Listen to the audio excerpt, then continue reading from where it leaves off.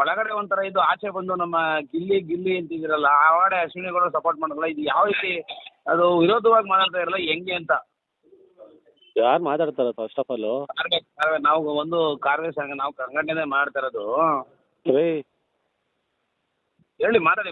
First up, we have a wheel loader that can do it all. It comes in two models, the 420 with 20 horsepower and the 750 with 49 horsepower. Aside from standard functions like moving pallets, you can also attach a 3-point hitch, allowing you to, for example, hook up a mower and cut grass with ease. Interestingly, you can even hire a worker for this task, and surprisingly, it works without major issues. A pleasant surprise. Unfortunately, there's no dedicated trailer hitch, but you can attach a special tool to the arm instead. It's not the most convenient solution since you have to drive in reverse, but for moving a trailer around the farm, it should work just fine. The next mod is for those who prefer classic tools, the scythe. I've shown it before in Farm Sim 22, but now it has made its way into Farm Sim 25. The problem? Something went wrong in this version because no matter what I press, the character starts running like crazy. Anyone who has ever used a scythe knows that this speed is completely unrealistic and goes against all safety regulations. Despite that, the mod is quite interesting and will